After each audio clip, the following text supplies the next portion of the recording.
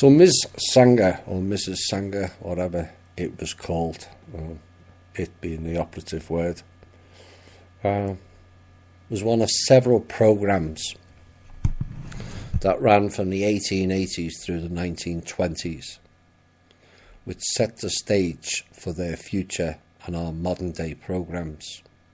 This is the gist of this piece. The 1880s brought us Blavatsky, the New Age program.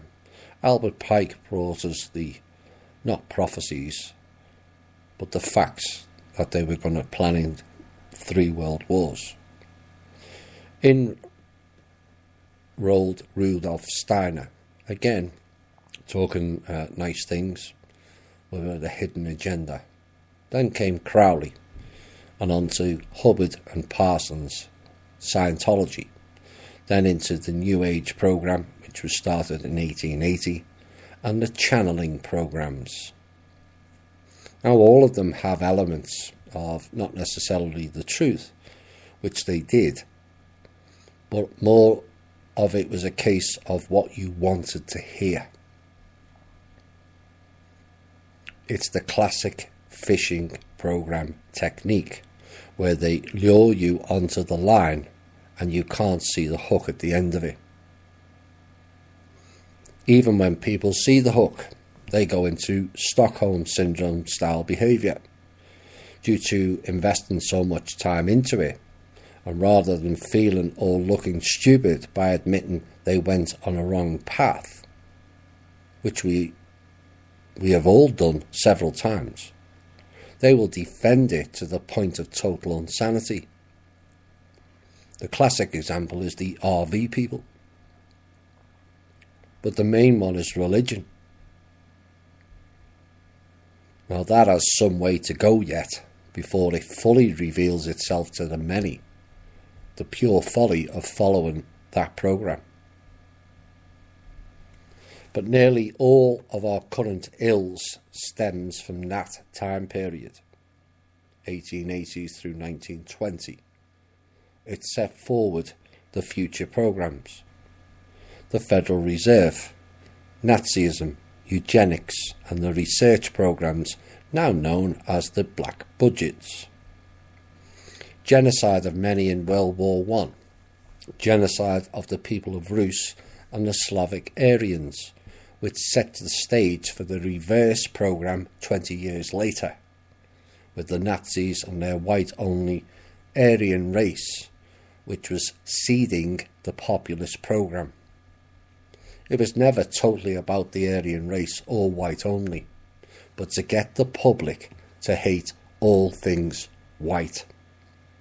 And at a later date, then link it with the Aryan program and proverbially kill 2 birds with 1 stone. An example of this is Black Lives Matter. Of course their lives matter, but they fail to see it's another program, because all lives matter.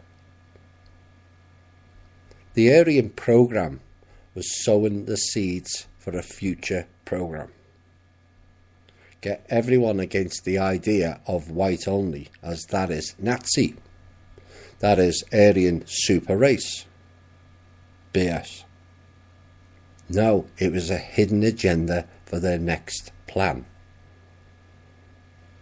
Not to eliminate the blacks. No, eliminate the whites. The next bit will shock you all. In the 1920s, white peoples were 30+% of the world's population. That figure is now down to 12. 2/3 of the white people's demographic have gone in under 100 years. Just think about that for a second. 2/3 of one species gone.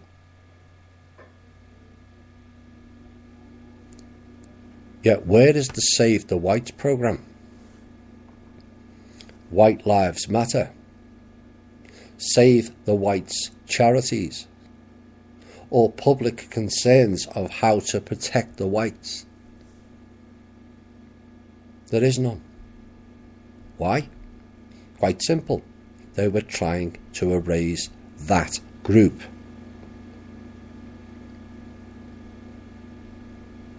Because all the other groups, their population numbers have gone up, but only one's gone down by 2/3. And no one saw it. There is no white power groups allowed now, remember. Why? Because of the program that was etched into the people's psyche, the equivalent of looking at a midday sun for longer than a few seconds by the Nazis. It's etched into our psyche. White power or white people is fascist, racist, violent and divisive. Oh, the irony of all those words. So you see how easy it is to set it all up over time, and also how few could work out the real agenda behind it. Only critical thinking will arrive any researcher to his destination. To the rest, you are stuck in the same station for the rest of your life, following a narrative that these think tank groups have all laid out for you. They plant the seeds, but it is we the people who grow them by blindly following their script and their plans, and we have to stop doing that and reverse the course with thinking and narrative. People will ask, why eliminate the whites? The common sense answer is the whites are their biggest threat. One could argue we are the most creative colour. That's not said to denigrate the other colours, but many of the creative ideas, not necessarily the delivery of the ideas, because sadly in most cases coloured slavery was used for that, have all come from the white race. So if you connect the dots and eliminate 70 to 90 million Rus, eliminate the Slavonic Aryans, Yugoslavia, Czechoslovakia, Romania, all that area, Macedonia, Georgia, including parts of Turkey, Syria and Iran, which means land of the Aryans. It's also where the original kingdom of Manna was. Decimated Europe in World War II, then flooded it with migrants, created fear programs of all things Aryan via the Nazis, and the stage is set. Do you see the pattern now? Because once you see the pattern, then you start connecting the dots. The reality of was it was setting the stage for the next program of World War III, clash of the civilizations, Muslims versus the Christians. If people actually did their own research, they'll realise they're the one and the same. A Muslim sect arose out of the Christian movement. It's the same people. It's like Protestants. They're really Catholics. Split them up, get them arguing with each other, get them fighting. Same thing. So World War III was designated for 1990, which is why the Gulf War started in 1991. Setting the stage. Which would have led to the destruction of the Middle East, Europe and the Americas.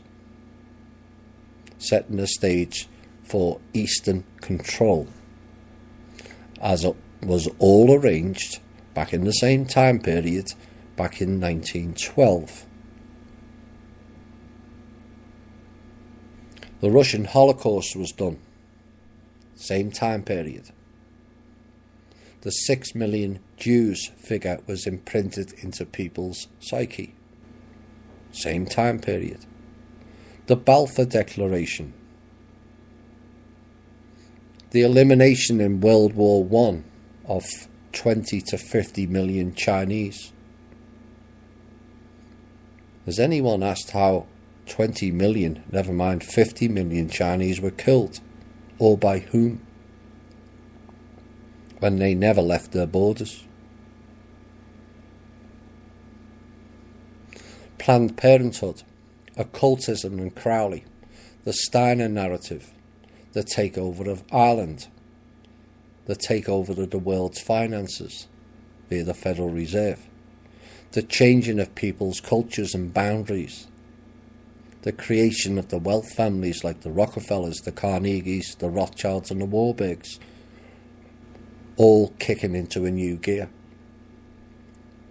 And people thought the Nazis in the 1940s were the worst. No, that was the sleight of hand again. These same people, groups and programs were all implemented 50 or so years prior. And yet humanity 100 years later is still paying for the price for that time period, particularly in the financial sector. The sinking of the Olympic, not the Titanic, heralding the real dark ages of humanity. In essence, the ship sinking is symbolic of the sinking of the white race. And from where I'm standing, it's the elephant in the room. The classic sleight of hand appear to target one group but actually manipulating another. But it also symbolises the fall of humanity in many ways. We have descended into the pit, and we have a long climb to get back out. Ultimately, that rests in each and every one of us to make that climb.